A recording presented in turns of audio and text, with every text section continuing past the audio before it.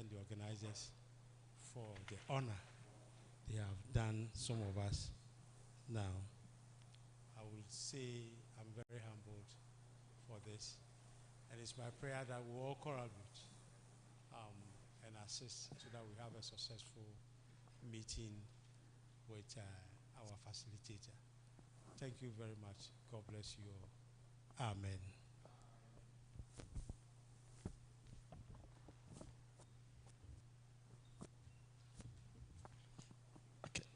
Papa Chair, thank you very much.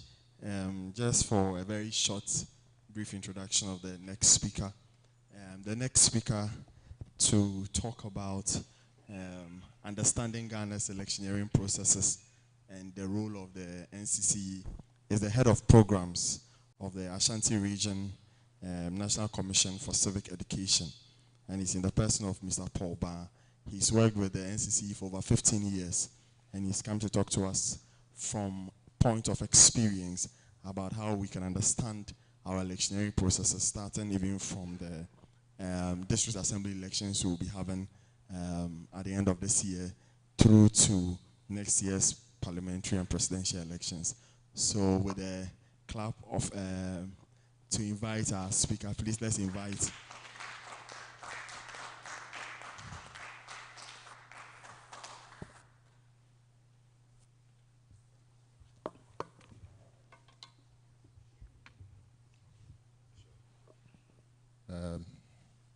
good morning. I thank God very much for this day and for such a great opportunity to speak to you on understanding Ghana's electioneering processes, the role of the NCC in organizing peaceful elections. This is very important because we know that very soon we are going to have the district level elections, and also Next year, we are going into an election year, and then we'll be having the presidential and the parliamentary election. So this workshop couldn't have come at a better time like this. Now, when we talk of elections in this country, the Electoral Commission is the constitutionally mandated body to organize or conduct elections in this country. There is no other body that has been given the power. It is only the Electoral Commission that has the power or the mandate to conduct or organize elections in this country. I'm talking about public elections. I mean, if you are having your own internal election, you can decide to bring in the EC, or you can do your own internal arrangement. But when it comes to public elections in Ghana, it is the Electoral Commission, which is the constitutionally mandated body to conduct elections in this country. And the Electoral Commission is an independent commission. I believe Reverend Professor Asante talked much about the Electoral Commission, but the Electoral Commission is supposed to be an independent constitutional body, which means that it doesn't take instructions or orders from anyone. The only thing that is required of the EC is that the EC must do everything according to law. They are only subject to law. The Constitution is what they are subject to. So it is an independent governance institution, that is to start with. And they are responsible for organizing public elections in Ghana. Now, if you look into the Constitution, Article 45 of the 1992 Constitution lists some of the functions of the Electoral Commission. The first function of the Electoral Commission is that they are to compile the register of voters and revise it at such a period as may be determined by law. So their function is that they are responsible for the compilation of voters' register. Apart from the Electoral Commission, nobody else is responsible for that. That is the function of the Electoral Commission. They are also responsible for the demarcation of electoral boundaries. Okay, let's say this constituency, I think, is in Subin. Edum here will be under Subin or in Shire, so I'm not quite sure which one of them. But let's say a time comes and then the Electoral Commission is of the view that, oh, this constitution has got too many people and that they have to split this constitution, constituency into two. It is the responsibility of the Electoral Commission to demarcate the electoral boundaries. That is the function of the Electoral Commission. They are also to conduct and supervise all public elections and referenda. So all public elections, like I said, and referendums in this country are all organized and conducted by the Electoral Commission. They are also responsible for educating the people on the electoral processes and its purpose, and also undertake programs for the expansion of the voters' register. Okay, so during voter registration, they are supposed to whip up the interest of the people so that a lot of people will get registered. And they also perform such functions as may by law prescribe. Okay, so basically, if you look through the 1992 Constitution, these are some of the functions that of the Electoral Commission. As we can see, these are electoral officials seated there, and then there are voters queued up, you know, to vote. So this is a public election. That is why the EC is conducting the public election. Now, we would like to look at the general features, the characteristics of Ghana's electoral system. What are the distinguishing characteristics, features of the Ghana's electoral system? Number one, it is universal adult suffrage for all 18 years and above and are of sound mind. When we talk of universal adult suffrage, Universal adult suffrage simply means that every adult citizen of a country have the right to vote. In times past, if you look at the political history of some nations across Europe and even in America, it was only people who were owning property who were allowed what? To vote. It was later extended to all men. Women were excluded. And later, women were also included in the suffrage. But now, in Ghana here, we are practicing universal adult suffrage, which means that every adult, as long as the person is 18 years, and as long as the person is of sound mind, the person have the right to register and vote in any election in Ghana. Number two, the person must also be a citizen. Somebody can live in this country. The person might be of sound mind. The person is 18 years and above. But if the person is not a citizen, that person does not have the right to register and vote in any elections in Ghana here. So we should take note of that. Now, the next thing is that the registration of voters is a continuous what? Process. It never ends. Because today somebody may be 17. When the person turns 18, the person must be given the opportunity to what? To register. So the registration process in Ghana here is a continuous what? Process.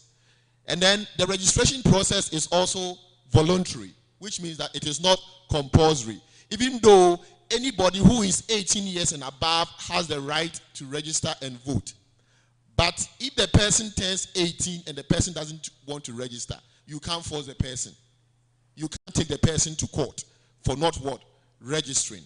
It is the person's civic responsibility to actually register and vote in election. But if the person doesn't want to do it, you can't force the person. It is voluntary. So that is one thing we should also take note of. Also,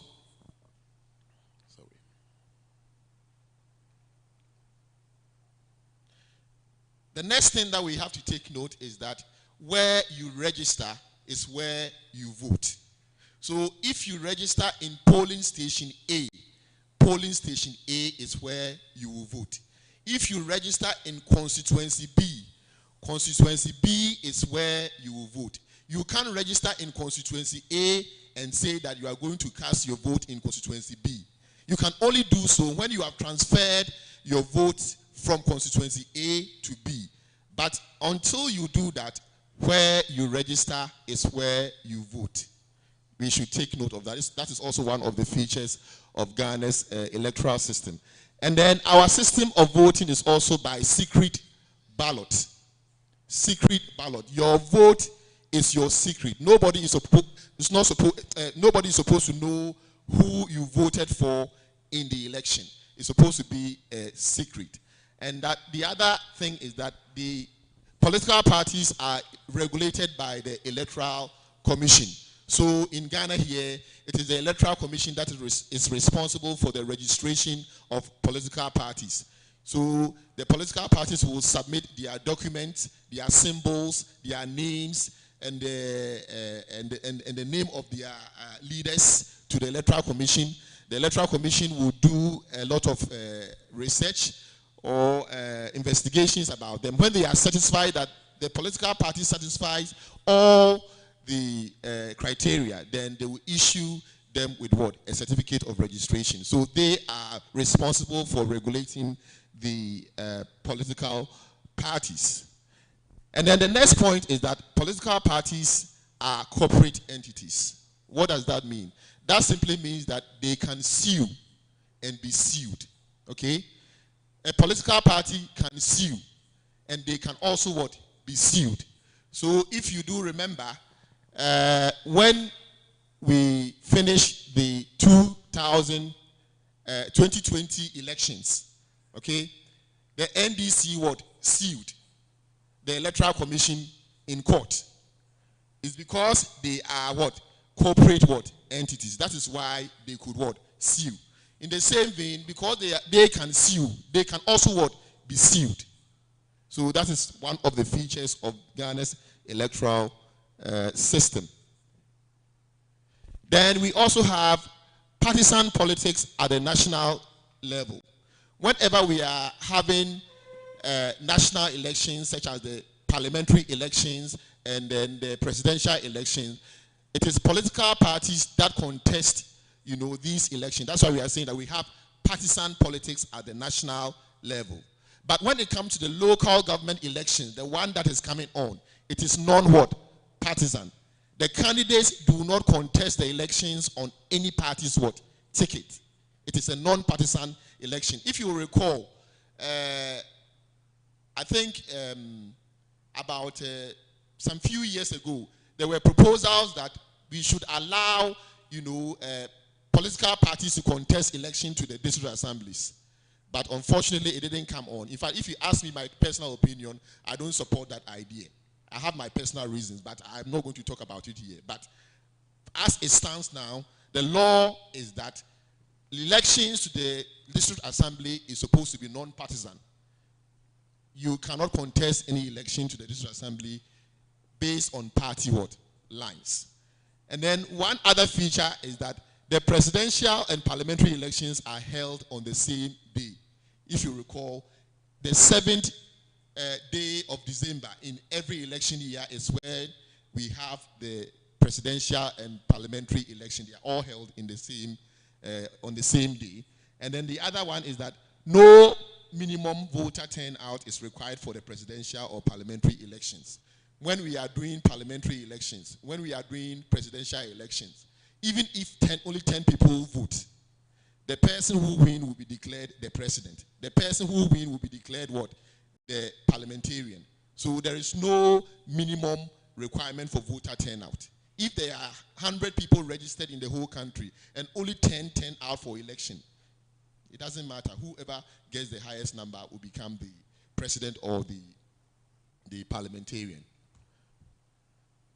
Then when it comes to the presidential election, the winner is expected to obtain more than 50% of the valid vote cast. Okay?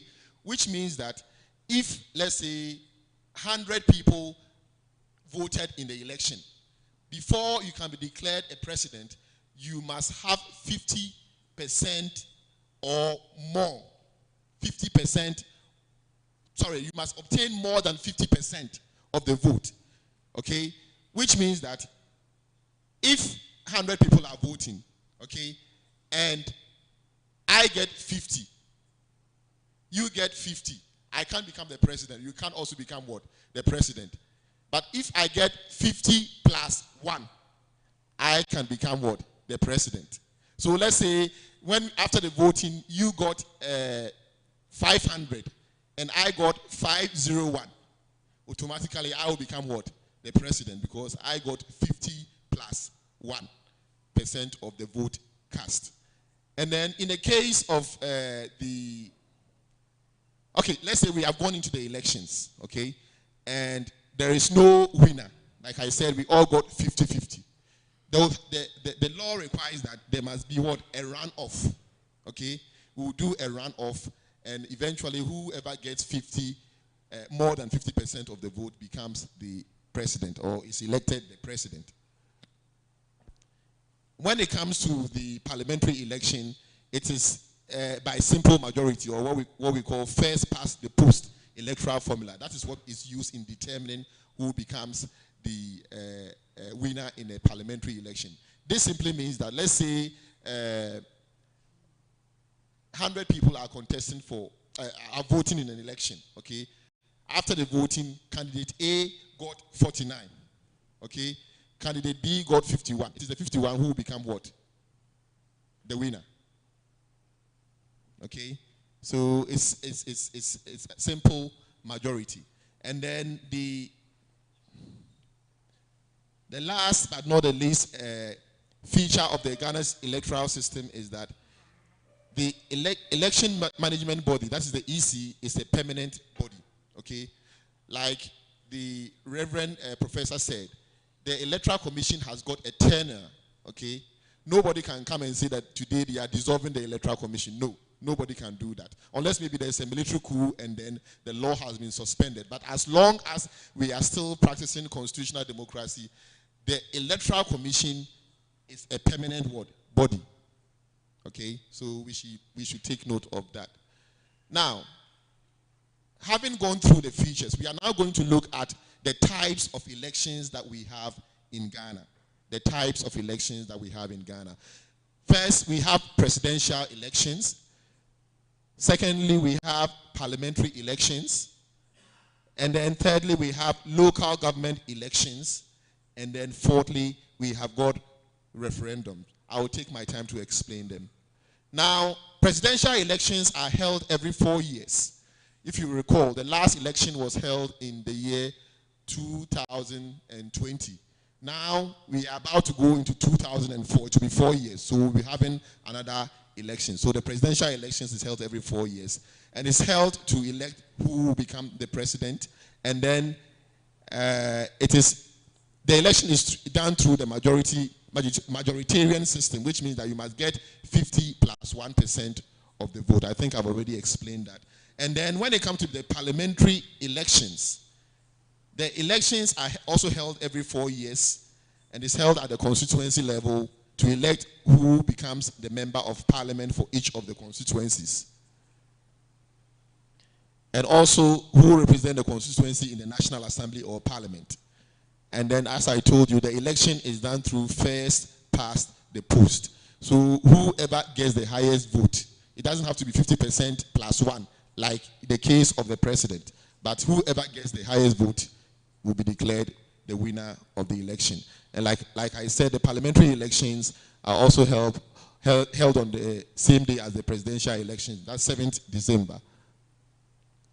Now, we go on to the local government elections. Now, the local government elections, they consist of the district assembly election and unit committee elections. Okay, so this upcoming local government elections that we are going to have, we are going to vote for 2 people. We are going to vote for people to represent us in the district assembly, metropolitan assembly, or the municipal assemblies. Okay, and then we are also going to vote for persons to represent us in the unit. Okay, for the purposes of local government administration, the local government is divided into districts and what? Units. The unit is the smallest, part of the whole district assembly structure. So during that election, we will elect people to represent us in the district assembly, and we'll also elect people to represent us in the unit. That's why we call them unit committee members. And the election is supposed to be held at least 6 months before or after any presidential parliamentary election. These assembly elections are also to be held at the electoral area, to elect electoral area representatives to the district, municipal, and metropolitan assemblies. I've already talked about that. And then it's also held every 4 years to elect representatives to the unit. That is the unit committee. Okay. So as you can see, people are queued up, ready to cast their vote in election. Now, referendum. When we talk of referendum, what is a referendum? Referendum simply means that, expressing your opinion on an issue, okay, or a question, okay. So if we will recall, those who are familiar with Ghana's political history, in 1957, when we were about to gain independence, the what we call the British Togoland or Transvaal Togoland, was being administered by the British on behalf of the League of Nations. At that time, the United Nations had come to be. So on behalf of the United Nations. So when we were about to gain independence, there was what we call a plebiscite. A plebiscite is also a form of referendum, but just that one is in relation to determining the fate of a territory. Okay, so a referendum was held to determine whether the Transvaal Togoland wanted to join Ghana for independence or they wanted to join their brothers in Togo. And the outcome of that referendum was that most people voted yes, they wanted to join Ghana. So that is what we mean by referendum. So it is held to allow people to express their opinion on an issue or vote for or against a proposal on issue or an amendment. During referendums and all public elections, like I've already explained, the voting shall be by secret ballot. And immediately after the close of the polls, the presiding officer shall, in the presence of such candidates or their representatives and their polling agents, as are present, proceed to count at the polling station the ballot papers of the station and record the votes cast in favor of each of the candidates or question. So what we are saying is that during every public election, the law requires that after election has ended, the presiding officer of the polling station is expected to count the ballot in the presence of all the candidates or their representatives. Because let's say if you are doing the presidential election, the president cannot come from Accra. So definitely there will be his representative at the polling station. And the law requires that the presiding officer counts the election in the presence of all these representatives. Also, the presiding officer, the candidates or their representative in the case of referendum, the parties contesting or their agents and the polling agents, if any, shall then sign a declaration stating the polling station, the number of votes cast in favor of each candidate or question. So what we are saying here is that after the count of votes, the vote will be recorded on a paper, and all the representatives of the candidates or the parties are supposed to sign to affirm that indeed, yes, this is the number of votes that each of the candidates got in that particular polling station. That is what it means.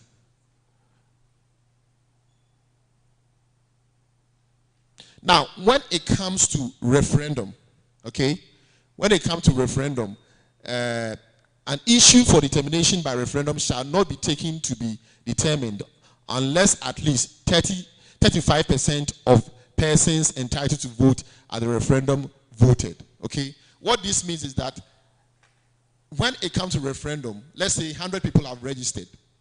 Okay, at least 35% of them must cast what? Their vote in the election. If the 35% of the registered voters did not cast their vote, then the outcome of the referendum will not be held to be what? Valid. Okay, and then out of the 35% people who will cast their vote, at least 70% of them must vote in favor of the question or the issue in question. Okay, so for instance, during recently when we were trying to create more regions, okay, in the OT region, they held a referendum asking the people, are you in favor of the creation of the district or of the region or not? If you are in favor, vote yes. If you are not in favor, say vote no. Okay, so when they voted, at least more than 35% of the people voted, and then more than 70% of the people voted that yes, they wanted the creation of the region. That is why it was successful. So in the event that they didn't get 35% of the voter turnout, and then also even if they got 35% and percent of the people did not vote in favor, then the creation of the region wouldn't have been successful. So this is an example of a typical ballot box, ballot paper for what you call it, a referendum. So you either vote yes or what? No. It's as simple as that. Okay. Now the electoral processes, we are going to look at it. The electoral electoral process starts with voter registration. It starts with voter registration. I've already explained that you must be 18 years and above, and you must be of sound mind, you must be a citizen. And when you are going to register, you are supposed to present a valid national identification, which shows that you are what? A Ghanaian, or you are a citizen, okay? And now, as it stands now, the law provides that you either provide a Ghana card or a passport. Someone will say, okay, what if I don't have a passport, and what if I don't have a Ghana card? Don't worry. If you don't have a Ghana card, what you can do is that as an applicant, you can complete what we call identification guarantee form. Okay? Once you have completed the identification guarantee form, it has to be endorsed by 2 persons who know you, and they are also registered voters, testifying that yes, they know you and that you are a Ghanaian what? Citizen. If you do that, you'll be registered. Okay? Because sometimes the political parties will make noise that why are they making only a passport and Ghana card? Like the other people are being disenfranchised. No, that is not the end. If you don't have a Ghana card and you don't have a passport, you can still what? Register. Okay? So let's take note of that. So during the registration process, the applicant is supposed to supply the registration officer with their name, their age, their residential address, that is their house number, and so on and so forth, so that the registration officer will register all this information on the Form 1A. After the registration officer have taken down these details, he will give the form to you, and you go to the next person. That will be the data entry clerk. And the data entry clerk will put all your information that is written on the Form 1A on the system and take your biometrics. They will take your fingerprint, and they will take your face, the picture of your face, and so on and so forth. And after that, you'll be issued with a voter ID card. So as you can see, this woman has gone through the voter registration process, and she has been issued with a voter ID card. Now, the next step after registration is exhibition. Okay? After the registration process, there is exhibition. Now, during the exhibition, there is a display of the provisional register. Okay? That is what is done at the polling centers. I mean, it used to be in the polling centers, but this year, unfortunately, the Electoral Commission decided to do it at the district offices. So this year, it didn't take place at the the polling stations, but it rather took place at the district offices. So the display of the provisional register, voters register, is displayed during the exhibition at either the polling station or the district offices, so that the registered voters can go and verify whether their details captured during the registration is accurate. Maybe they are human beings sitting there. Maybe you are called Akosia Ade Mensa. And then when they were writing your name, they wrote only Akosia Mensa. They omitted the Ade. So when you go and check and they have omitted the Ade, you draw their attention, and now they will now add the Ade to your name. Okay? And voters can also request for the amendment, replacement of poor quality or damaged ID cards, or make insertions of names, like I talked about during the exhibition. So things required that could be made at the exhibition centers include inclusion or omitted names. Like I said, if they have omitted some of your names, you can ask for them to, add it. You can also object to the names of deceased persons on the voters register. You live in an area, you know that Ejakwesi Mensah is dead, but his name is still on the voters register. You have the right to request for that name to be deleted from the voters register. You can also ask for a replacement of poor quality ID cards. I've already talked about it. And also change of names. With a change of names, you can't just get up and say that I'm changing my name. I'm called Akosua Mansa, but now I wish to be known as Rebecca Akosua Mansa. No, you have to go through due process. Okay? You have to swear an affidavit that you are Akosua Mansa, but now you want to be known as Rebecca Akosua Mansa. And then it will be published in the Gazette. Okay? And after a certain number of days, the name will become effective, and then you can bring it to the Electoral Commission. They can change the name for you. And then sometimes when they are also doing the registration, they can give you a wrong registration center code.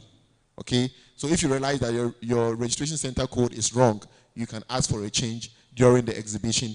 And also, if there are clerical errors and so on and so forth, you can also ask for it to be changed. Now, all these requests are normally recorded on the Commission's certified exhibition forms and the provisional register. All the requests that are made at the polling stations are recorded on the Commission's certified exhibition forms and the voters register. And at the close of the exhibition period, it is sent to the district office. Okay? when it is sent to the district office, we have what we call a district registration review officer. Now, the district registration review officer is normally a lawyer, okay? A lawyer who is resident in the district or the constituency, and he is supposed to determine whether the request being asked for can be granted or not, okay? So if you request for a change of name, you have submitted that you have actually sworn affidavit, gazetted, and then still they don't want to register you, you can go to the High Court. Okay? So the decision of the district registration review officer is not final. Okay? If he decides against you and you still feel that you qualify to be registered, you can go to the High Court. And this is what Regulation 26.4 talks about.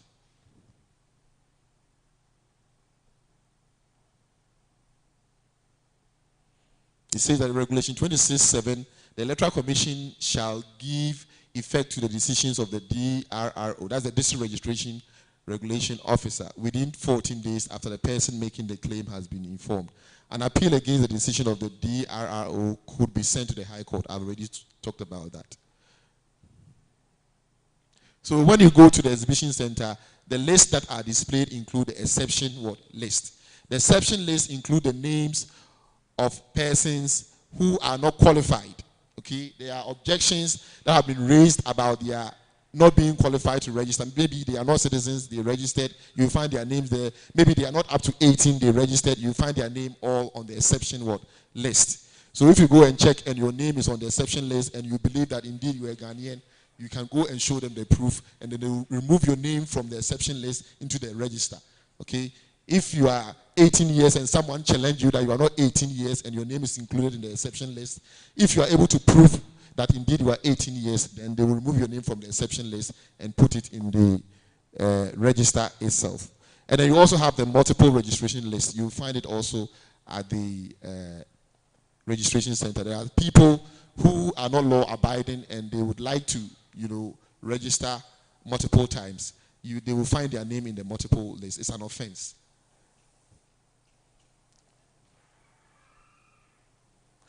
Now, we should take note that there are certain category of requests or changes that can only be done at the district center. For instance, if you feel that, your picture that is on your voter ID is not nice. You didn't put on enough makeup. And now you want to put on more makeup so that you look more beautiful.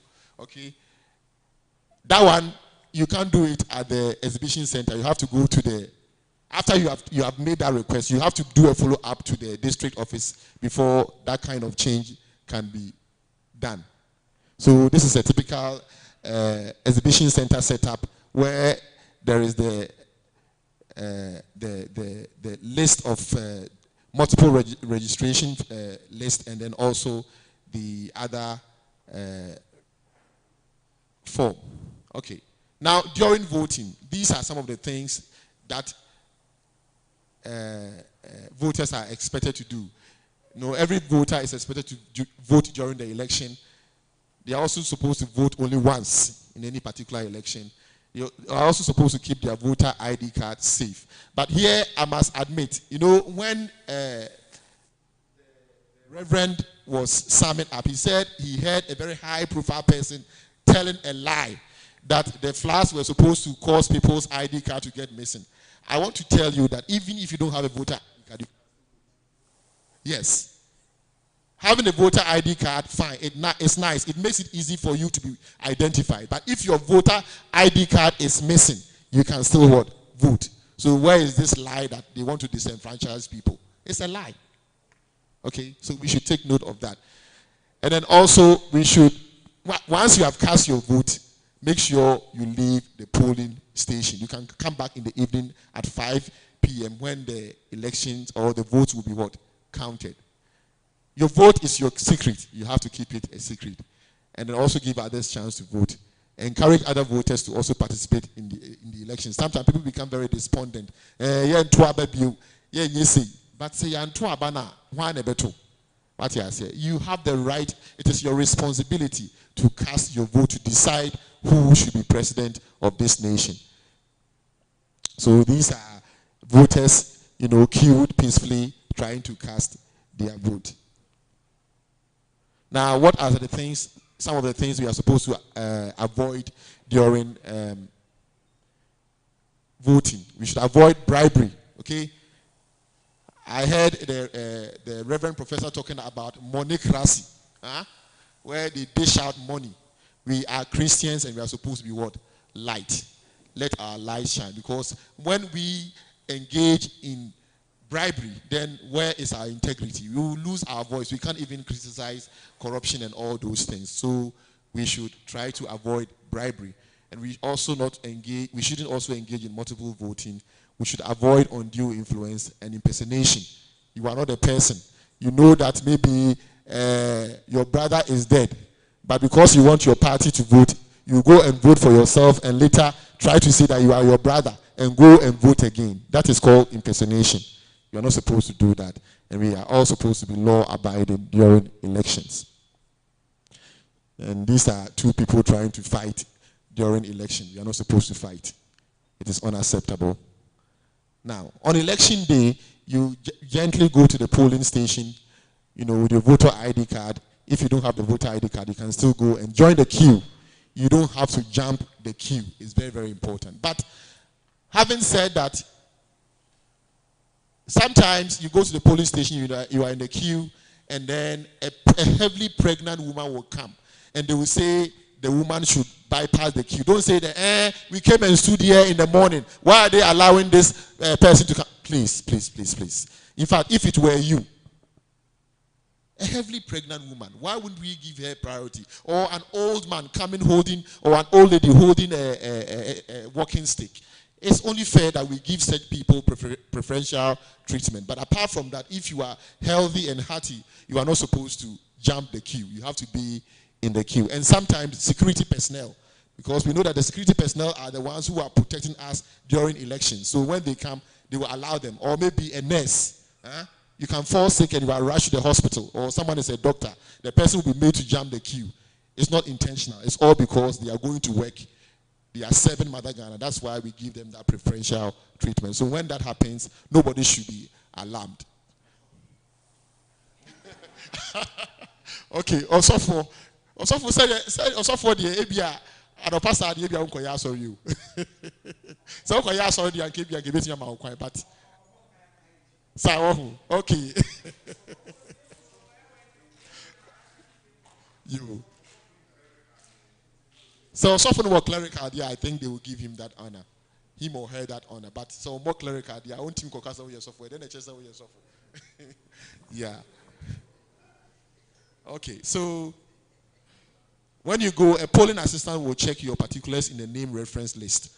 Once your name has been found in the names reference list, a verification officer will also verify your identity with the verification machine. Once they have verified your verify you on the verification machine, you'll be issued with a presidential ballot paper. Okay? Now, when they give you the presidential ballot paper, please make sure that it has got a validating stamp. Those election officials are supposed to stamp the ballot paper with a validation stamp. But they are human beings. They can forget. If they give it to you and you don't check and you go and vote and put it in the box, it will be counted as rejected ballot. So it is your responsibility to check that the ballot paper that they issue you, it has got the validating stamp. Very, very important. Let us take note, because this has been a source of controversy in most elections. They are saying that once the ballot paper is in the box, it should be counted. And then the presiding officer will say, no, because it hasn't got our validating stamp, we can't accept it. What if somebody, intentionally put it in his pocket and then put it in? So it is only our validation stamp that will give it authenticity, make it authentic. So any ballot paper that is issued, you make sure they have put on the validating stamp. Very, very important.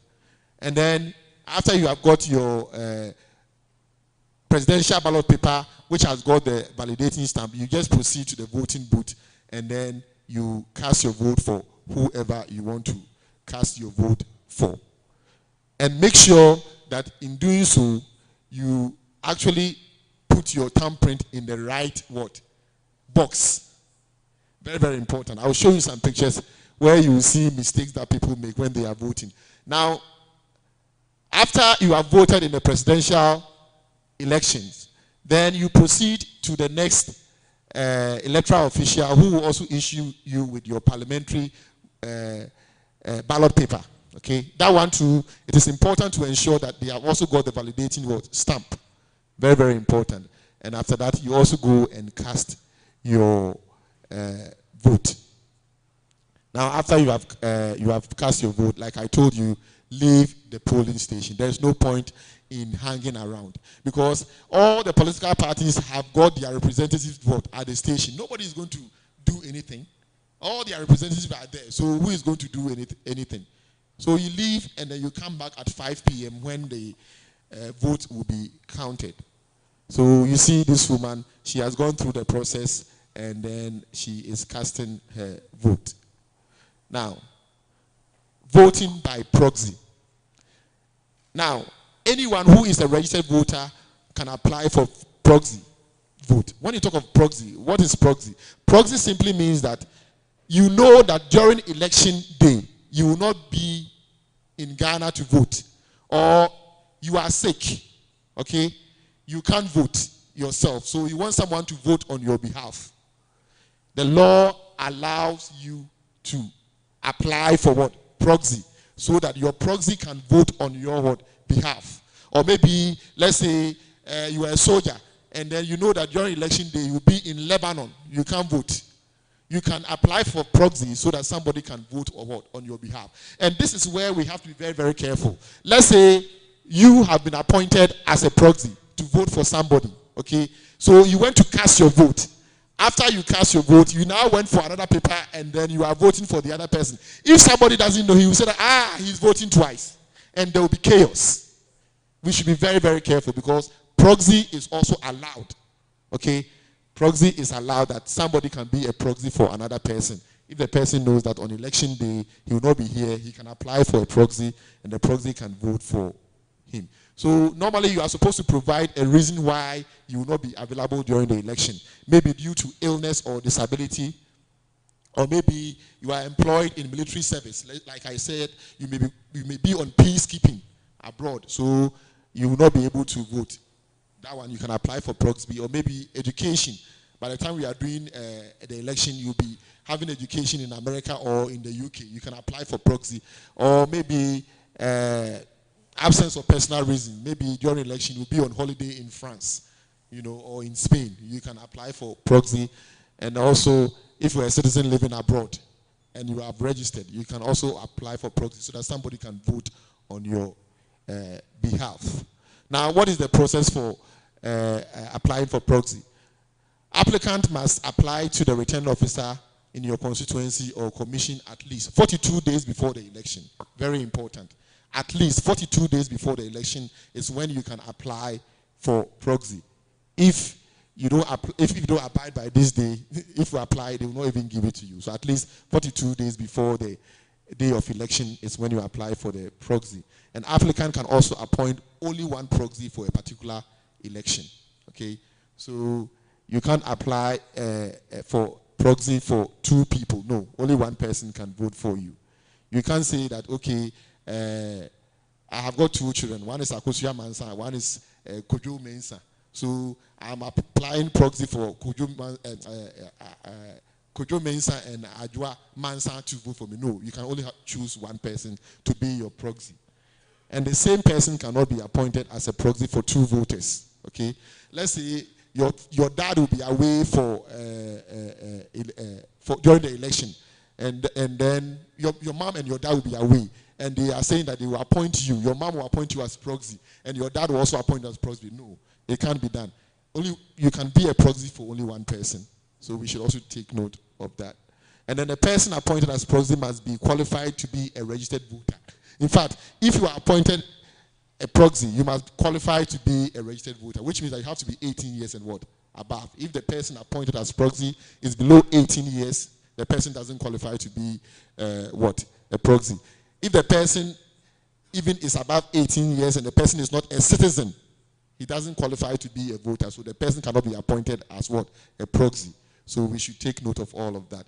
And then you may also cancel voting by proxy if you are available before the voting day. Maybe initially you thought that you will not be here during the election, so you appointed a proxy. You can go ahead and cancel the proxy so that you can vote yourself.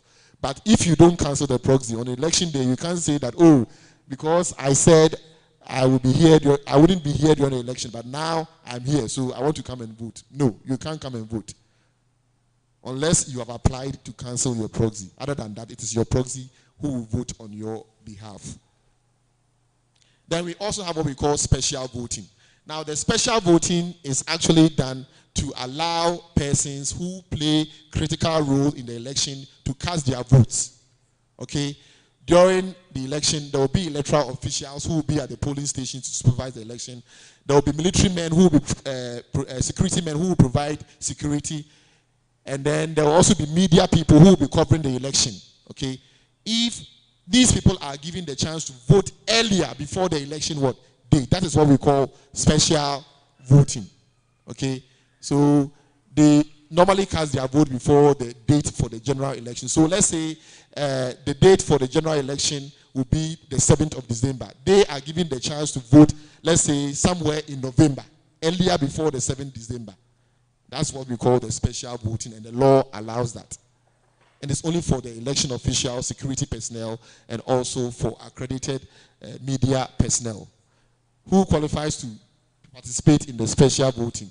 A person who is a registered voter in a constituency can apply for special voting. The person should have transferred his or her vote to the constituency. Like I said, where you register is where you vote. Okay? So let's say you have registered in Subin constituency, but you are an electoral official in, let's say, Kwadaso constituency. Okay?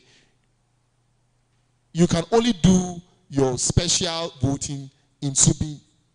You can't do it in Kwadaso because you are an electoral official at Kwadaso. No, you can only do it in Subin. If you want to do it in Kwadaso, it means you have to transfer from Subin to Kwadaso.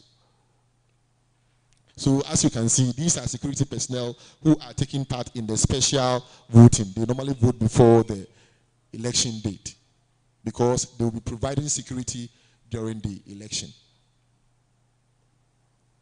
Now, election language that you need to understand. There are certain electoral language that many people don't understand. The difference between spoiled ballot and rejected ballot. People normally confuse the two, or they sometimes use it interchangeably. So let us take note. These two cases are different, and we should take note. When we talk of spoiled ballot, now spoiled ballots are normally not found in the ballot box. Okay? Normally, let's say the electoral official, when he was tearing the ballot paper from the book, okay, he accidentally tore the paper across. When that happens, it becomes what? A spoiled ballot. Okay? Or let's say when you went to the vote, the booth and you were voting, you wanted to vote for candidate A, but you accidentally put your hand for candidate what? B. You have the right to go back and change what? The ballot. So in that case, that ballot paper becomes what? A spoiled what? Ballot. Or maybe there's a spill of ink on the ballot paper. That one also becomes a spoiled ballot. Okay? So we should take note of that. So instances where a ballot can be classified as spoiled include the ballot paper is torn across while detaching it from the booklet, ink spilled on the ballot paper is soiled, the ballot paper is crumpled, or the voter realized before he or she puts the ballot paper in the ballot box that he or she has made the wrong choice. Like I said, he can return it to the presiding officer, and then that paper will become a spoiled ballot and take a new one. Then we come to the rejected ballot. With a rejected ballot, when, let's say, the person voting, the person he took the ballot paper, but he did not put a thumbprint on the ballot paper. He didn't vote for anybody. So that one become what? A rejected what? Ballot. Okay? Or maybe when the person was voting, he put the thumbprint in such a way that we don't know whether he voted for A or what? B. That one too will become what? A rejected ballot. Or maybe the person mishandled the ballot paper to the extent that we can't ascertain who he or she voted for. And then the person also failed to mark, correctly. Like I said, he put his thumbprint in such a way that we don't know who he voted for. And then also the mark lies in between two boxes. So this is a typical example of a spoiled ballot. You see, with the first one, you realize that thumbprint anywhere. Nowhere is thumbprinted. So when it's found in the ballot box, it will be treated as what? A rejected ballot. Then we also have this one. He voted for 2 people. So who are we going to give the vote to? So that one too is a rejected ballot. And this one too, look at where he put the thumb. Okay. So did he vote for A or B? We don't know. So definitely that one too will become a rejected ballot. Okay. So if you go to the polling station and people are making noise, this one there is for my candidate, you can see clearly that this one there, you can't determine who he voted for. He has voted for 2 people. Who are you going to give the vote to? He didn't thumbprint. And sometimes some people also just write their name, like you can see in this one. He just wrote his name here. So in that case, that one too will be classified as a rejected ballot. So these are the difference between rejected ballot and spoiled what? Ballot. Spoiled ballots are not in the ballot box, but the rejected ballots are normally found in the ballot box. Okay. Now, after the elections, like I said, the presiding officer is supposed to count the ballot in presence of all the candidates or their representatives. Now, after the counting, if any of the representatives or the candidate themselves is not satisfied, they can ask for a recount. Okay. Once they have asked for a recount and they are still not satisfied, they can ask for a second recount. But that one, the presiding officer have the right to decide whether they qualify for a second recount or not. Okay? Because sometimes the presiding officer will feel that this is unreasonable. We counted, we got the same number, and you want us to count again. On what grounds are you asking for the recount? Okay? So when that happens, then it can go to the collation center, okay? The collation center, and then the returning officer can decide to do a recount for the second time, okay? Now, when the returning officer, have done the final recount, then there's no more room for recount again because there will be no basis. Okay, so we should also take note of that. This is one of the things that normally cause controversy during election. And remember, you can't just go to the polling station, to the collation center and say that you want a recount of all the polling stations. No, it can never be done. You can only request for a recount with regards to a particular polling station. You can't go and say that you want a recount for all the polling station. In fact, your request should have been made at the polling station and it might have been rejected by the presiding officer before you even have the chance to go and ask the returning officer to recount. If you did not make the request at the polling station level, then you can't even go to the collation center to ask for a recount of a vote with regards to a particular polling station.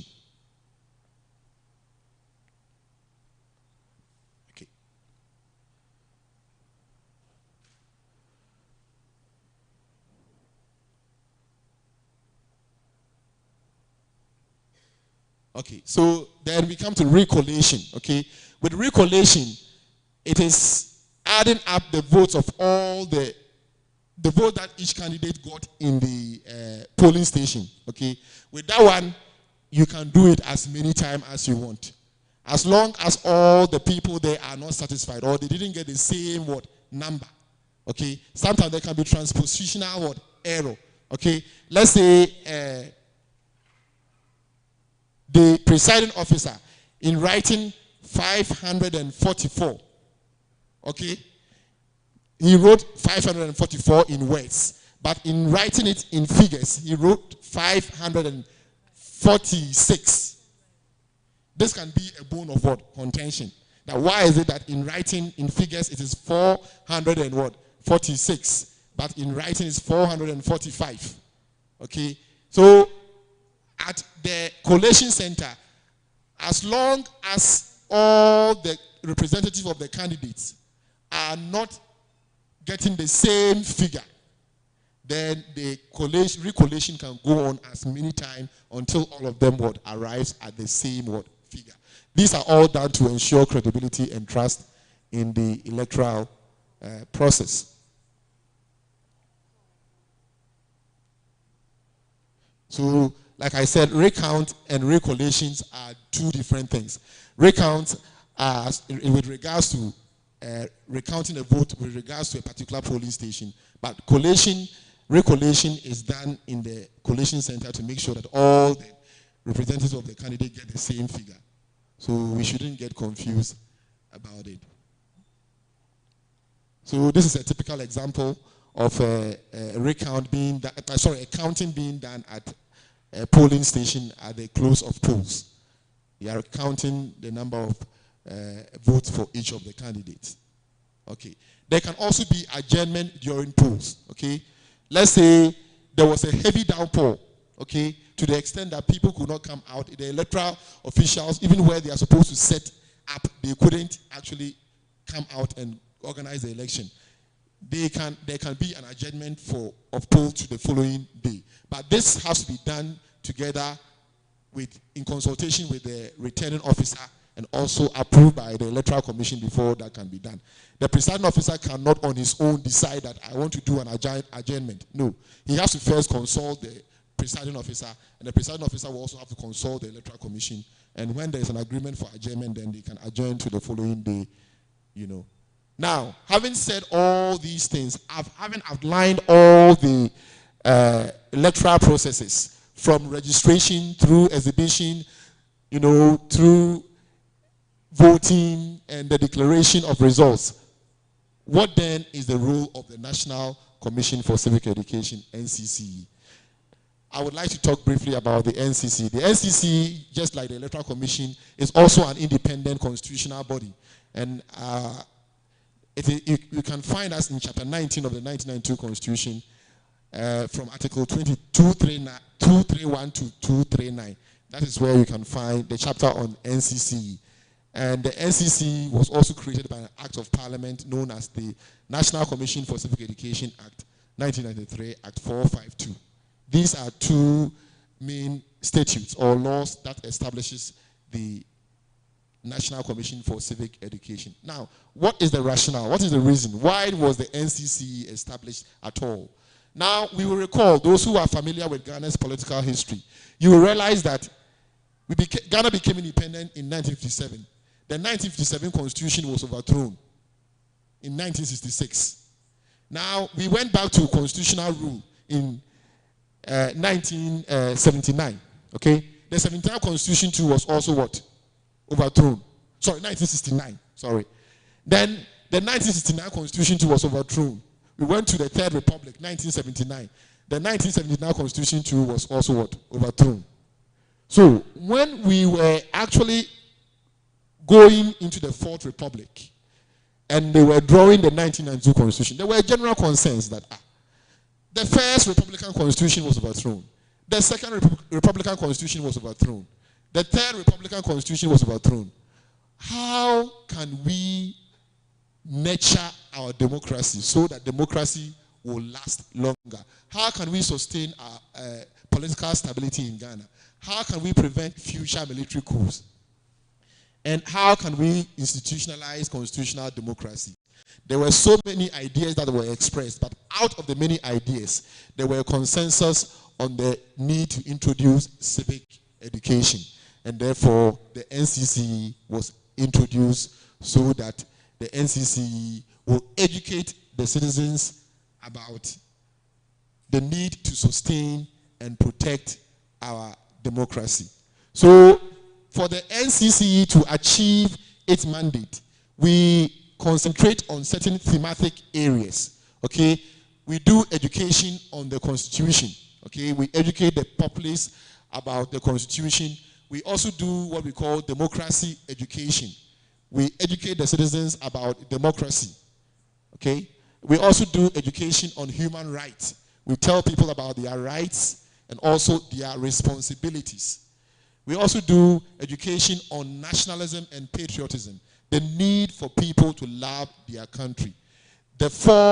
Our forefathers sacrificed their life for this country, and that there is also the need for us to also show love, supreme love for our country. So we do nationalism and patriotism education. We also do voter education. When election is coming up, we educate the citizens about the elections. And we also do education on peace and conflict resolution. Okay? When election is coming up, we educate the people on the need for peace, political tolerance, national cohesion, and all that. We also do that. We also do global citizenship education, but for this purpose, I don't think we will dwell on that. So that's a copy of the 1992 Constitution. Now, voter education. Now, this is a key activity that the NCC undertake during election years as its contribution to consolidating democratic governance in Ghana. Since its inception, the NCC has made voter education a permanent feature of its civic education activity. Since the establishment of the NCC in 1993, we have every election year, carried out voter education to make sure that Ghana's democracy is actually sustained. Now, when we talk of voter education, what is voter education at all? According to the ACE Electoral Knowledge Network, voter education is any form of education or set of educational activities that is carried out in support of an electoral system, or a type of education that is directed at eligible voters, both partisan and non-partisan, which addresses specific electoral events as well as the general electoral process, such as voting periods and time, voter security, basic voting procedures, accessible voting stations, vote counting, and declaration of results. So any form of education which is aimed at supporting the electoral system is what we call voter education. And the NCC has been doing this. So our voter education activities normally start with the voter registration exercise when it is announced, and it goes through all the electoral processes, exhibition, special voting, proxy. We do education on all these until the declaration of the result. Even after the election, we still continue to preach national unity, national cohesion, peaceful coexistence. We also educate the electorate about them.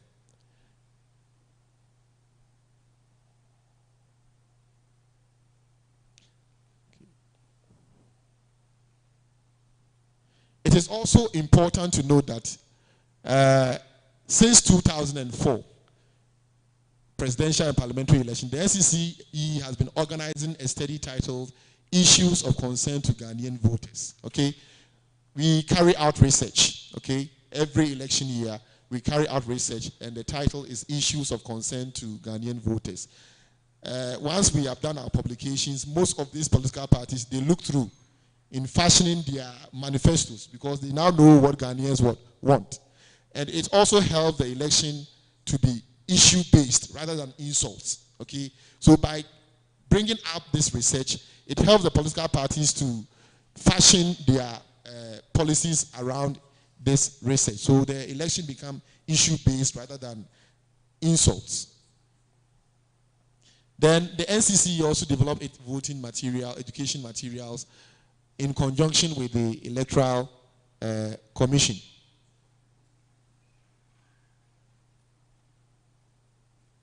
So during our voter education, some of the things that we talk about include voter eligibility, who qualifies to register and vote.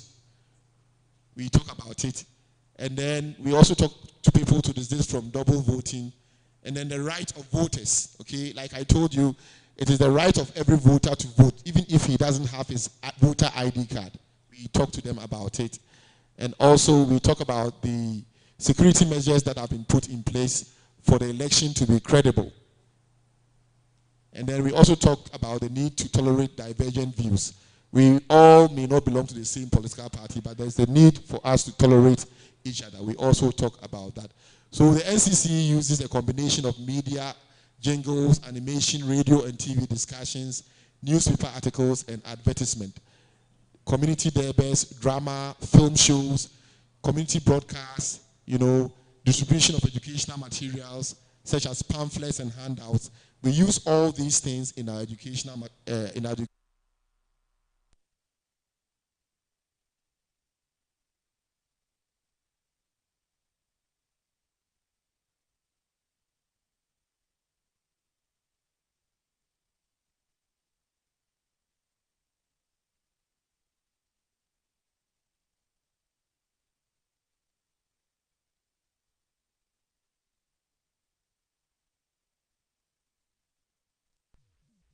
but we deal with them. We also deal with faith-based organizations, okay? Men's fellowship, women's fellowship. On Sundays, we can even go into a church and do what? Voter education. We do all that.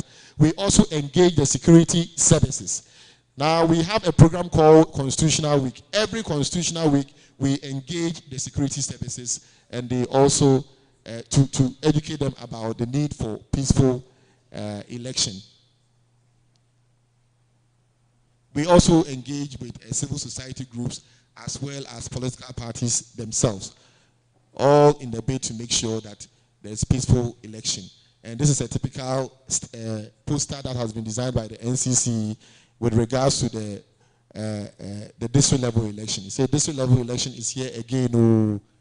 That's a typical poster that we develop.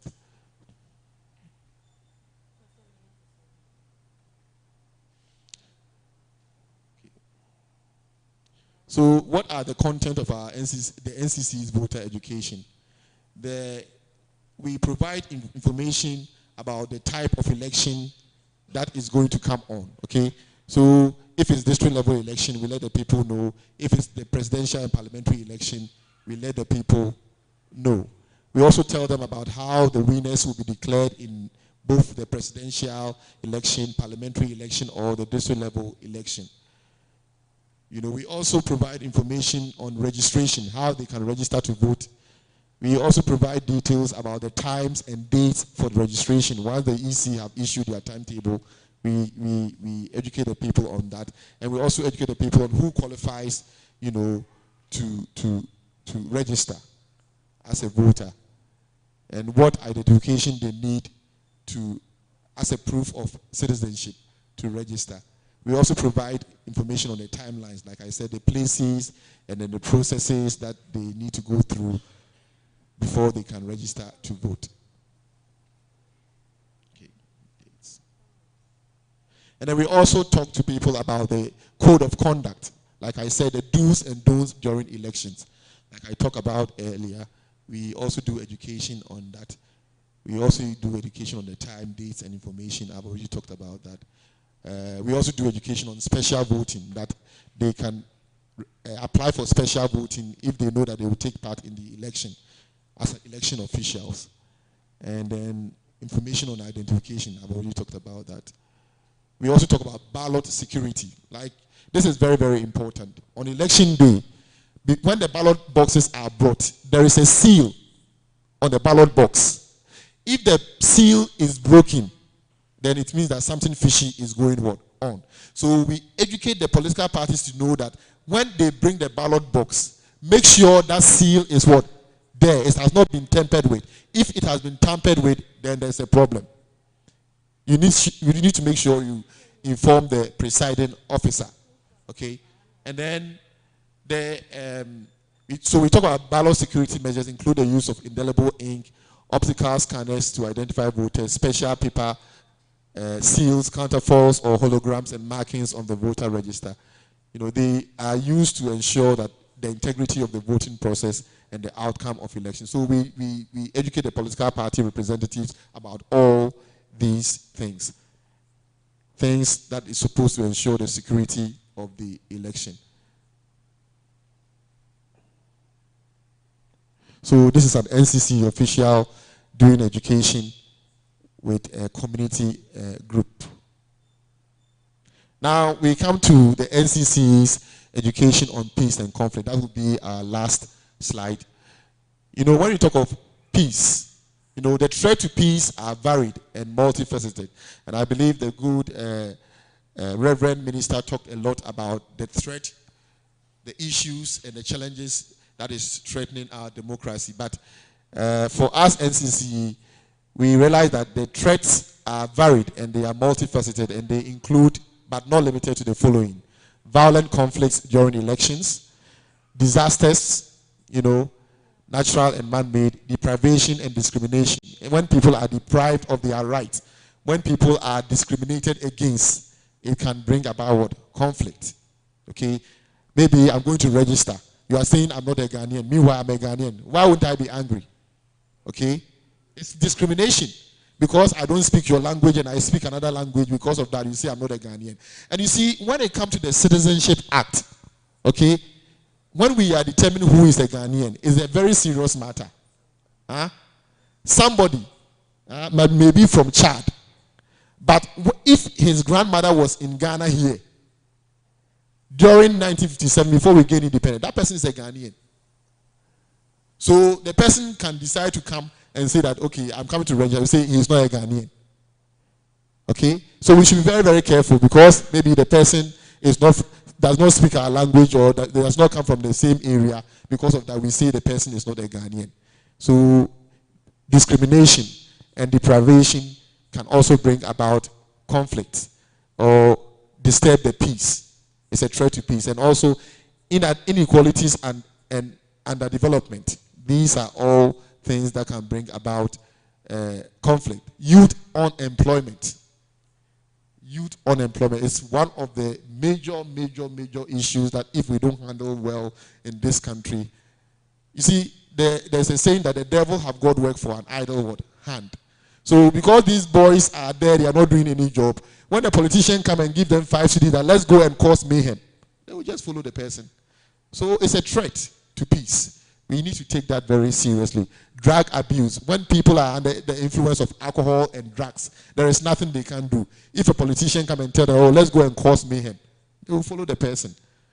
Then also, poor or bad government can also cause, it's a threat to our peace. Corruption and lack of what? Accountability in government can also cause what? It can also disturb our peace. Dictatorship and human rights abuses. Every human being have got their right, you know, and their responsibility, and it has to be what? Respected under the laws of Ghana. Then electoral fraud and lack of electoral justice. When going into elections, there is fraud, and that fraud is not being addressed. There is electoral injustice. It's not being addressed. It can threaten our peace. Then ethnocentrism and negative group thinking mentalities. The good professor was saying that there are some areas they will say, even if you dress up a monkey and put the monkey there, because the person is from the area, they will vote for him. And that can threaten our security. If the person can't do the job, why do you have to vote for the person because the person is from our area or the person is from our party? Okay? And then, so for the NCC, in order to prevent, you know, these things that threaten our security, we do peace-building education. You know, and the aim of our peace-building education is supposed to, you know, reduce or eliminate these threats. We do all that in our education. So the NCC strategy for peace building and conflict resolution. The NCC uses broad strategies to include positive values of tolerance. We preach about tolerance, the need for us to tolerate each other. In our messages, we also talk about the national identity, that Ghana first, before any party. So we should not allow any party to plunge this country into chaos. Ghana first. And the need for peaceful coexistence as Ghanaians. We do all that.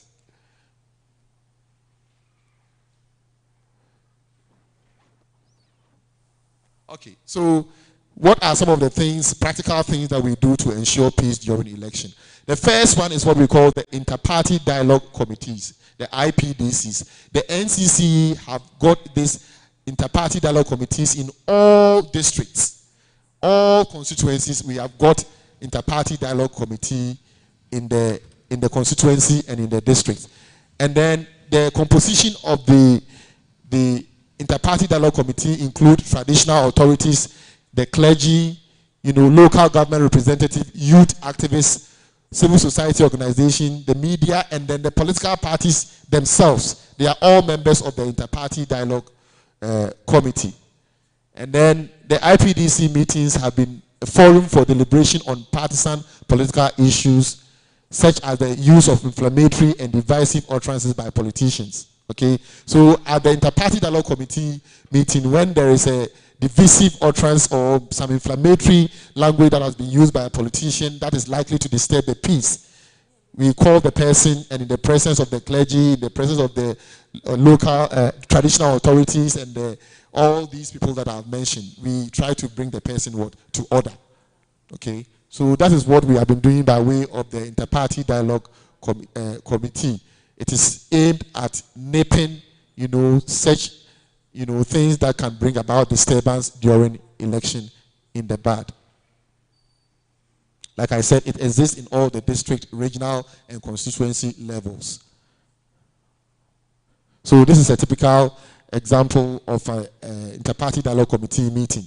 Okay, we normally have a chairperson for the meeting, who is usually a traditional authority or a chief, and then other officials. So we have got members of the clergy, traditional rulers, members of the political party, civil society organizations, and so on and so forth. Yeah. We also hold community debates. Okay, community debates to talk about the need for peace, the need for tolerance, the need for peaceful coexistence. We do that during elections. We also do preemptive sensitization and education in identifiable hotspots. Okay, when we identify that this area is a hotspot, we actually concentrate our effort there, try to bring the people together to talk to them about the need for peace and all that. We target that area very well so that at the end of the day, there will be peaceful election. We also engage in early warning systems and community engagement in areas where tensions are very high.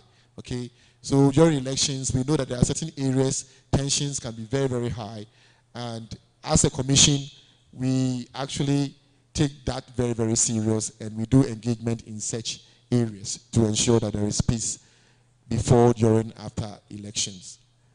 Then we also do what we call parliamentary candidate debates. Okay, what we do is that we don't want the campaign to be based on insults, but we rather want it to be issue-based.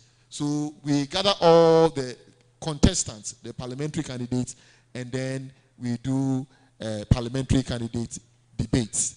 Okay, we also do peace walks and games. During this peace walk, we invite all the political parties, okay, the leaders, the contestants, we invite all of them, and they all go on peace walk. In fact, if their followers see that, look at them, they are all going on peace walk, why would they be peaceful? They will also be peaceful. So the NCC, we have been doing that to ensure that there is peace before, during, and after the election. We also do film shows on the effect of violence and war. In fact, this we usually target at political party youth, because if there will be violence, it will be the youth who will engage in violence. But when we show movies about the effect of violence in places like Sierra Leone, Liberia, and then the Second World War, in fact, when they see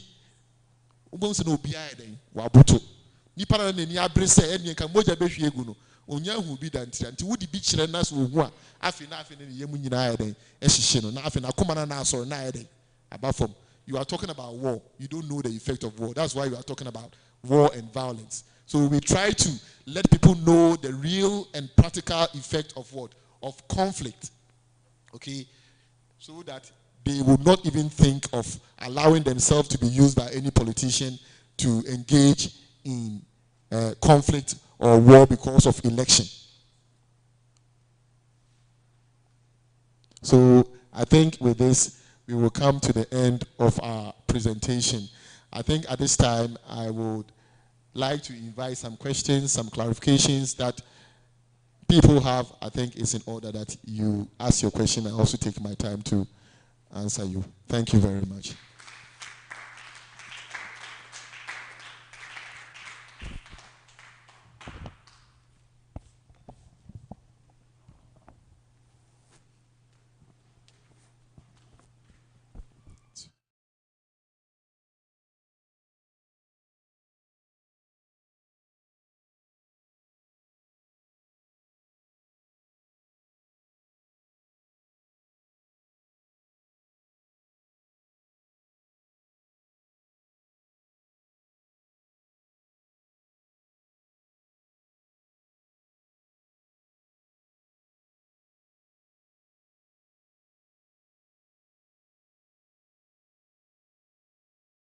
Be any question.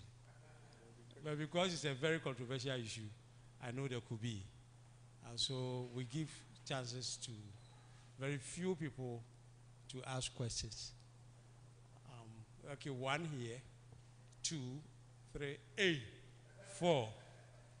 I'm wrong. Where? 5. And my boss. Okay. So we start with 1. Can we take about 3 or take all? 1 by 1.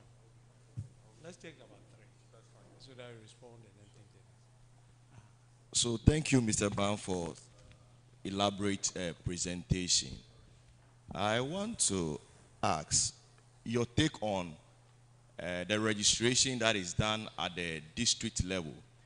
Because from your presentation, you said it's supposed to be done at a polling station, but it's unfortunate that this year it's being done at the district level. So I want to know your take personally and that of NCCE, why the registration is done at the district level. And secondly, I want to know if the NCCE is well resourced to undertake all this mandate. Thank you.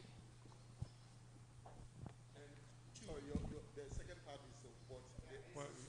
well resource. Okay.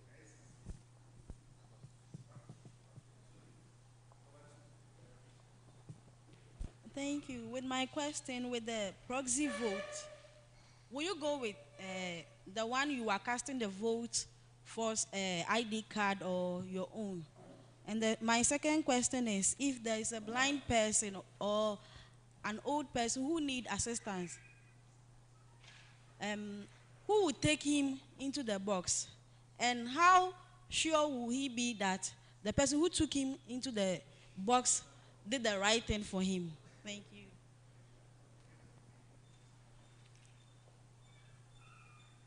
Number 3. Okay, thank you very much. One has to do with a recommendation. And the recommendation is about the education to the general public. At my village in the Western region, I think that we have representatives to be coming out for the education to those in the villages there. And then I think for every district, you have representatives there. Mostly, I don't see them coming. And even when they come, it seems they're in a hurry to go to a different place.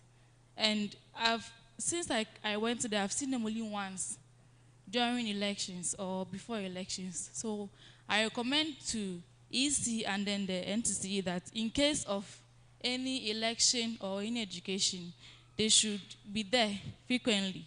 And if not frequently, they should be there on time, earlier, not when it is getting to the election week. That is when they will come for such education. And then, please, I'm done with the recommendation.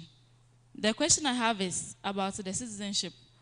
I want to ask if it's only by birth that a person is eligible to vote, or if there are other citizenship that a person is eligible to vote. Thank you. I think we'll take these 3 questions before take the rest. Actually, you wanted to take it one after the other, but because of time, we took 3. Okay, so thank you very much. The first question, if I understand that, you want my view as to on why the elections was the registration was not done at the polling station level, but it was done at the district offices. Now, if you listen to me very carefully when I was delivering my talk, I said that the Electoral Commission is the only constitutionally mandated body to conduct elections in this country. And the Electoral Commission is an independent what? Commission. They don't take instructions or directions from anybody. The only requirement is that everything that they do must be done according to what? Law. If what they do is unlawful or is against the law, then anybody can bring the issue up in court and the court will bring them to order. But apart from that, they are the body that are mandated to conduct elections. In fact, ideally, to be honest with you, if you ask my candid personal opinion, it would have been best if it was organized at the polling station level. But the EC has its own reasons why they could not organize it at the polling station level, but rather they did it at the district level. So I think we have to bear with the Electoral Commission. In fact, ideally, it should have been done at the polling station level. I mean, look at someone. Let's take a place like Achumakwa district. Okay, look at where the district capital is located at Chedie. Okay, and those at the extreme end, they have to take about 3 cars before they get to the district capital, you know, to do the registration. It is very inconvenient. But like I said, the EC have their own reasons why they couldn't do it at the polling station. So I think we should bear with them. In fact, this is not going to be the end of registrations. Like I said, registrations, one of the features of Ghana's electoral system is that the registration is a continuous process. Before the 2024 elections, there will be an opportunity for voters to register. And I'm sure this time around, they will do it at the polling station level. And then the other question was on whether the NCC is well resourced. My brother, I'm not going to lie. The NCC is not well resourced at all. To be honest with you, we are not well resourced. But we don't sit down and say that because we are not well resourced, we don't make most out of it. No. We are working. Now, it's very difficult to organize, you know, programs from the scratch. Like, you want to do a community day, but you even call people and they don't even come. So what do? Do we say that people don't come because of that we are sitting down? No. We go to the communities. Churches have already organized themselves having church service. We take that opportunity to talk to them. They are dressmakers and tailors. They have got associations. When they are having their meetings, we take opportunity, we talk to them. Youth groups, they are having games. We take opportunity, we talk to them. So the NCC is not well resourced at all. In fact, I remember this year we are celebrating our 30 years. That's why I'm wearing our anniversary cloth. And I went on Garden City TV. And one of the appeals that I made was that we need cinema vans. In fact, cinema vans are one of the most effective ways that you can really get people to understand your message. Can you imagine in the evening, everybody have gone to market, work, they have come, they have eaten, they have relaxed a bit, and you are showing a film. They will all gather and watch and listen to your message. So one of the things that we are lacking is cinema vans. If we have this, trust me, our presence will really, really be filled. So we are not well resourced, but we are making the most out of it. That's what I can say. And then I also thank you very much for your recommendations. We are not well resourced. Like if we have cars, okay? I remember during the COVID time, they brought us some vehicles, and then they later took back the vehicles, saying that the vehicle belonged to the national security. Can you imagine? They took the vehicles back. Okay? So now most of our offices are not without, they are not with vehicles. As I came here with my personal car. I should have come here with the commission car. But we have got only one car, you know, my boss is using. How can I take that car from my boss? I came here with my personal car. So, yes, you may not see us as often as you should, but I can assure you we are doing our best, because normally the district is very vast. Sometimes a district can have about 50 or over 60 communities, and sometimes some parts of the district are very difficult to access. I don't want to give excuses, but even that, we are trying to do our best. And with the help, I think when you people also talk for the NCC, that there's the need for the NCC to be resourced, I think the government or the state will also listen. So you should also speak for us, so that they will resource us, so that we'll be able to carry out our mandate very effectively. And then I think, basically, the other question was on citizenship. Okay, the other lady asked about citizenship. Okay, now citizenship is not only about birth. Okay, some people can become a citizen through marriage. Okay, when a Ghanaian man goes and marry a Ghanaian woman, okay, that woman can apply for Ghanaian citizenship and become a Ghanaian citizen. So, because that woman is a Nigerian and is going to vote, and you want to cause commotion that she is not a Ghanaian. Who told you? Maybe because he is married to that man, he has applied for citizenship. Okay, I know this guy. He's called George Guys. He was a BBC news reader. George Ayagaya, he was born in Ghana. He's a Ghanaian. He's an Indian. He's a Ghanaian. He was born. In fact, he's the mate of Kofi Annan. He and Kofi Annan went to the same school. They all went to Fancy. You understand? But if you see him by his appearance alone, you say, he's not a Ghanaian. Why is he voting here? But he's a Ghanaian. Look at the Nankanis. Nankanis, they are Indians, but they are Ghanaians, because 1957, before we gained independence, they were here. In fact, they were even born here. Okay, so citizenship is not only about birth. It is through, sometimes somebody can also naturalize. Okay, can decide that I want to naturalize to become a Ghanaian, or someone through marriage can become a Ghanaian. Okay, so these are all citizenship ways that someone can acquire citizenship. It's not only by birth. I don't know if I've answered your question. And then your first question was on what? The proxy voting. What was the question again? Sorry. Whether...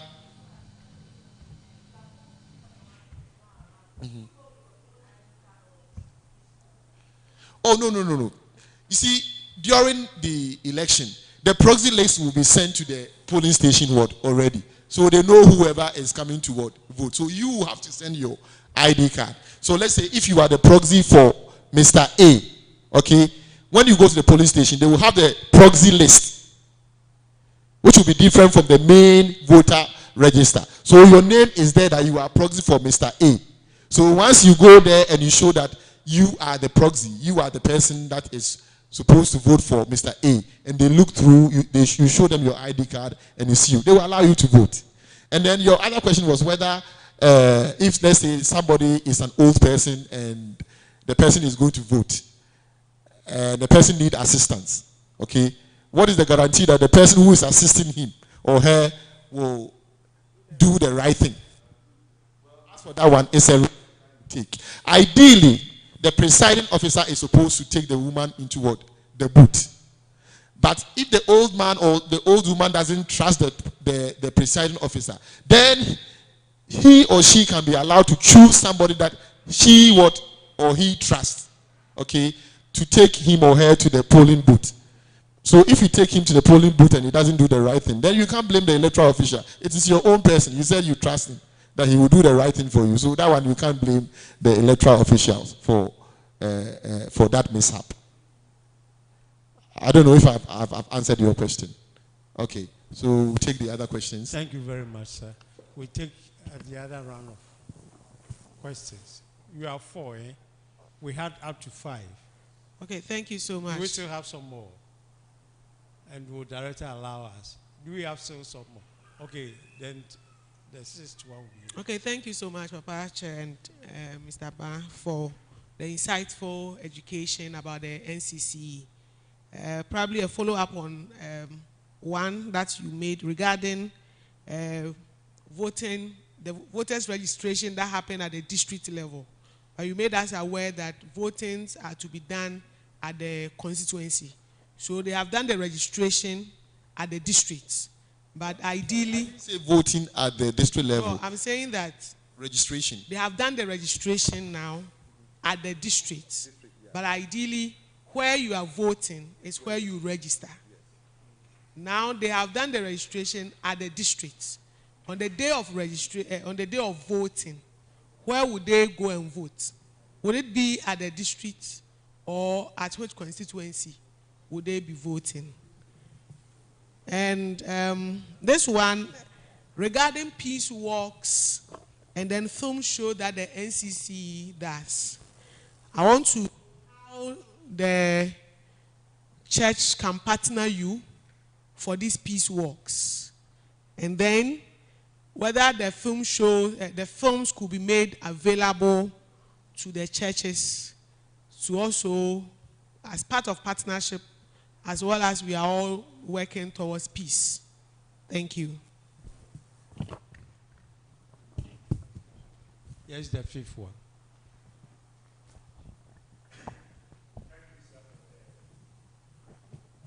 The lecture that you gave us. A question in relation to what I'm going to find out. The issue of discrimination against others as not being citizens. I think it's very common in most of the places that are at the border lines. The Togo area, the Boko, the Paga area. If you go to the Côte d'Ivoire area around the Sunyani side, these are common issues that always come. And it is very difficult sometimes to agree whether the person is a Ghanaian or not a Ghanaian. And by facial looks, like you said, it becomes a problem. There was an instance during the COVID-19. I confronted a man. You see the man is a Bikinabe. He has come to the hospital. And that time we're not allowing foreigners to come. And I questioned him, why are you coming to the hospital at this time? You are not supposed to be here. He said, why? I said, they say there's no, foreigners cannot come. So he showed me his Ghana card. At the time, I don't even have the card myself at the time. But he had the card. But when immediately you see the person, a Bikinabe. And when this person comes to vote or to register at the voters pool or the polling station, people will rise up to fight against the person. But technically, the person is a Ghanaian. And then my stay in Mboko also made me to learn that there are a lot of people who lived at the border. They live in either in Togo or Burkina Faso, but they are actual Ghanaians. They have moved there because of business. They want to do their business, so they settle there. But they are actual Ghanaians. When they are coming to Ghana to attend hospital, they come with the Ghana health insurance card. But everything shows that they are Togolese. And they also have Bikinabe card. That when they come to Ghana, they have the Ghana card. If they are there, they have the Bikina card. So such people, do we say they have dual citizenship? And when it comes to the issue of voting and other things, these are some of the things that become the red points, the red flags that bring conflict. And because of that, most people, politicians will tag those areas as the people who are there, they are not even Ghanaians. And it's always degrading to be told that you are not a Ghanaian. Thank you, Woz. I think we take the sixth one.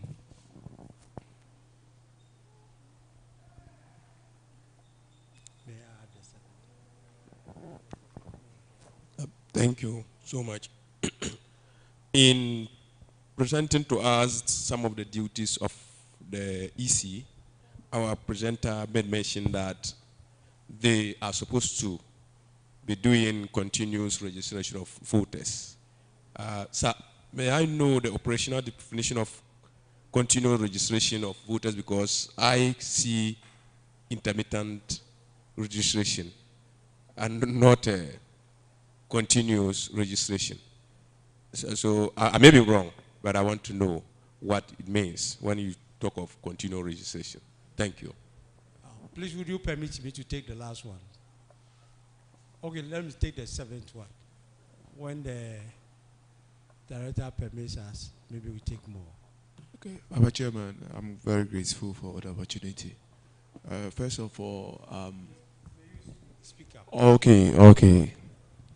First of all, I'm just pleading, once we are here as coordinators for this particular workshop, and we also like to disseminate the information down there. I'm pleading if our honorable facilitator can help us with the slides or any material that can also help us to disseminate the information to our clubs and then various presbyteries and districts. Thank you very much.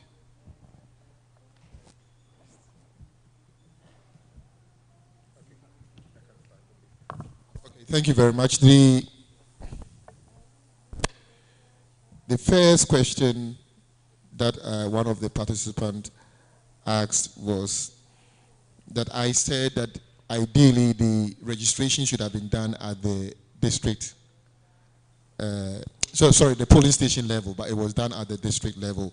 And so therefore, on the day of voting, where is the person who registered at the district level going to vote? Is he going to vote at the district office or is going to vote at his polling station?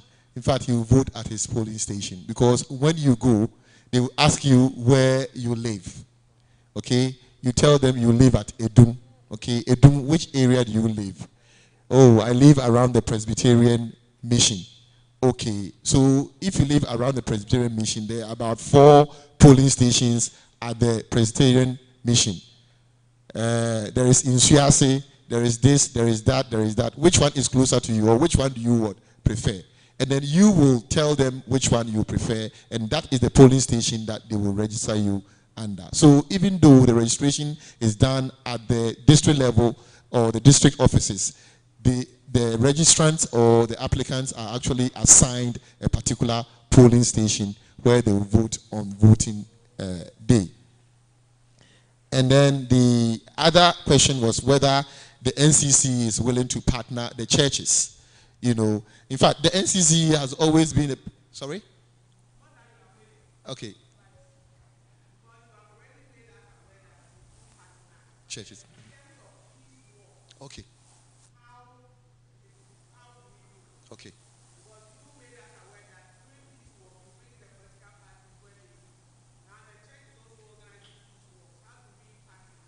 Okay.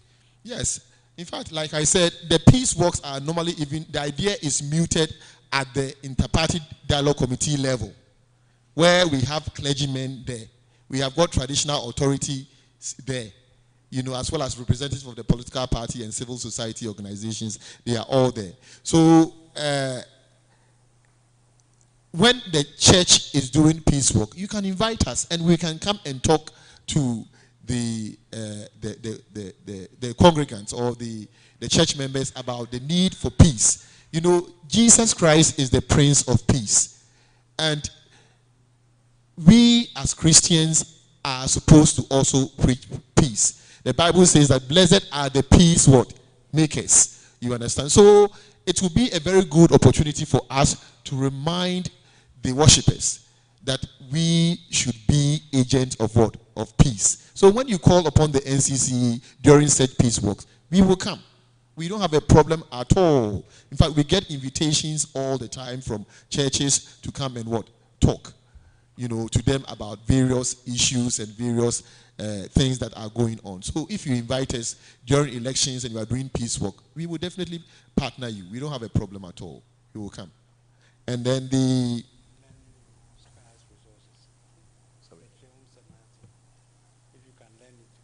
Oh, yeah. You were asking if we can lend our films, and then, of course, we are more than willing to do that.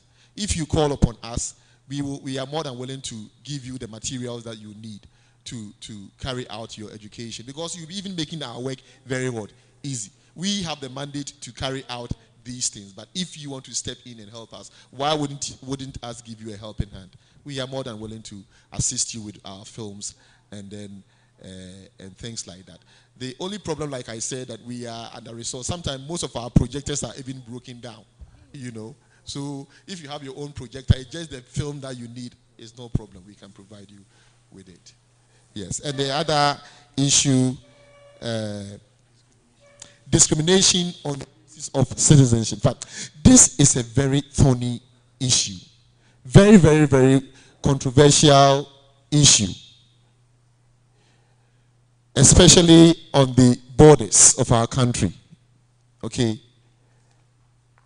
In fact, as I sit here, I know one of the commissioners of the Electoral Commission.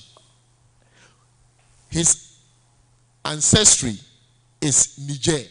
In fact, they are still in touch with their family in what, Niger. But this person, his parents were born here. He was also what, born here.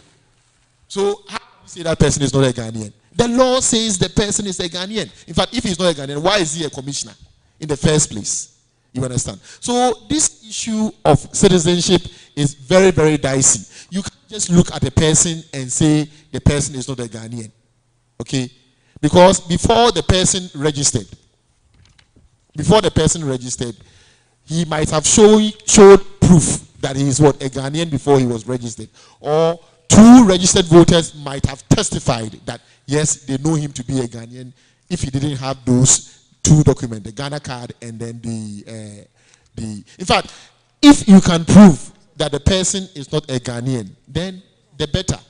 But we will not just based on hearsay or suspicion that when you look at the person, or maybe the person, the language the person speaks, or these things are very difficult to determine. It's a question of law.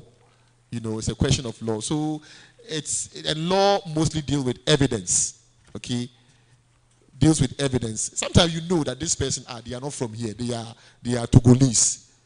So why is he a registered voter? But you don't have the proof to show otherwise. Or why is the person saying he is a Ghanaian? I know he is an Ivorian. You know, especially the Nzima areas too. We have the same problem. You understand? So these things are very, very difficult to deal with. But if we can show evidence that the person is not a Ghanaian, I think the person will be in trouble for registering or even getting the Ghana card as what? As a Ghanaian and all that. And when that happens, you see, one thing I will advise you is that if you are not sure of the citizenship of somebody, don't go and guarantee for the person that I know him is a Ghanaian. Because if the person is found out not to be Ghanaian, you, the person who guaranteed for him that you are vouching that that person is a Ghanaian, can be in trouble also for vouching. So we should be very careful. The other question was on continuous registration. You say you see intermittent registration and not continuous registration. In fact, okay, it's intermittent registration. That what if I say continuous registration? That's what I mean by intermittent. Well, that's what I mean by continuous registration. Because the reason why I say that our registration is a continuous process is that it's not a one-time something. If you recall, before 2000 election or 2012 election, we were using the manual form of registration. And then it came out that we needed an improved form. That is the biometric registration. We just threw everything away. If it was a permanent, or if it was a permanent registration, why did he throw the old one away and we did the new one? So we are always seeking better ways of improving our registration process. That is why we call it continuous registration. It might not be every day, but because now and then people are given the chance to register. That is why we say it's a continuous registration. But I think your word intermittent will be the best. But as it stands now, they call it continuous registration. That's why I use that term. And then lastly,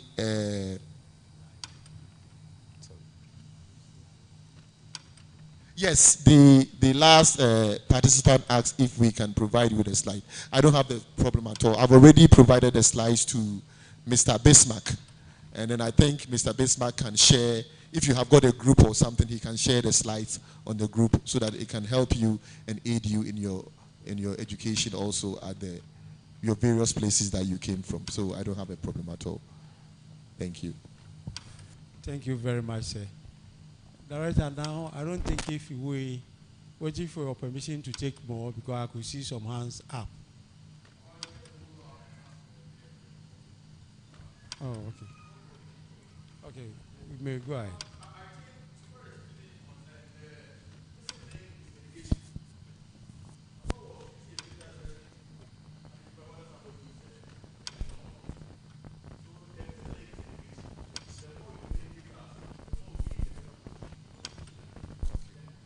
Thank you very much. I think we will take that on board. I mean, like you said, it's all about education, you know, because if you look at the Constitution does not even treat citizenship very deep. If you go to the Citizenship Act, that is where you see all the nitty-gritties of who a citizen is. So, like you said, we will take that on board, and then I think normally what happens is that at the end of every year, we do the NCC, all the regional directors, they meet with the national staff, and then they do strategic conference. So I think we will bring that on board, that at least at the border places where these issues are very controversial, we can educate the people on citizenship so that we really know who a citizenship is and who is not a citizen. Thank you very much. We will do that. Yeah. Thank you very much, Papa, again for this insightful and a very educative lecture. We are very grateful. I think our time is up. I may ask Reverend D.K. Opoku would like to move the vote of thanks. Actually, in such lectures, I don't attempt to do any summary to water down anything in it. I think it has been well presented, and we are very grateful. So Reverend Opoku will do that. But is he permitted also to pray for him? Okay. You can come and take mine.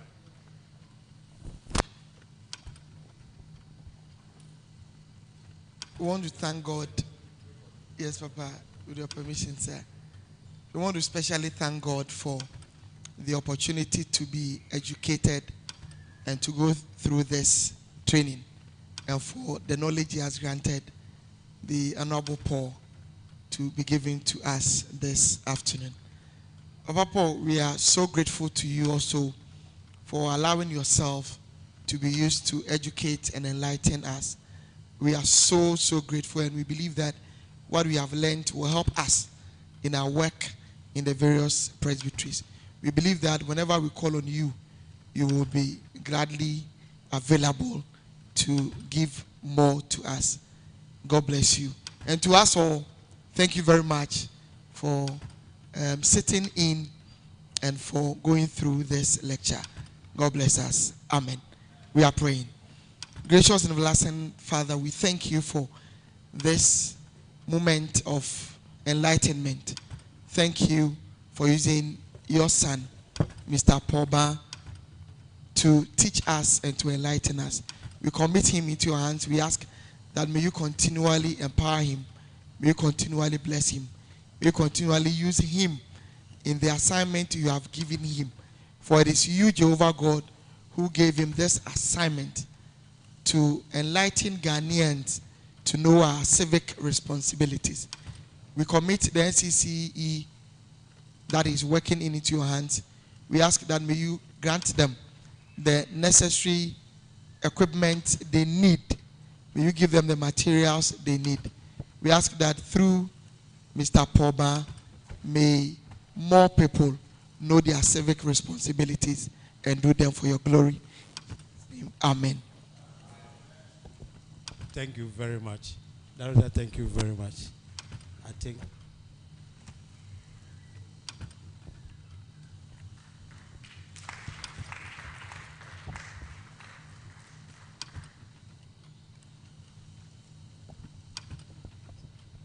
thank you. We are grateful to God for bringing us this far. It's 1:30, am I right? 1:25, okay. So it's 1:25. We should be going for lunch. We are far behind time, 25 minutes. And so, Bismarck announcement. Let's take up the announcement quickly and go for lunch. And you want to take your seat, sir? Permitted, sir. Permitted, sir. Absolutely, absolutely. Thank you. Please. When are we coming back? Please, so we are returning back at 3 p.m. Why 3 p.m.? We come at 3:30. We have taken 25 of our time, minutes of our time, so we come back at 3:30. We'll come back at 3:30. Tell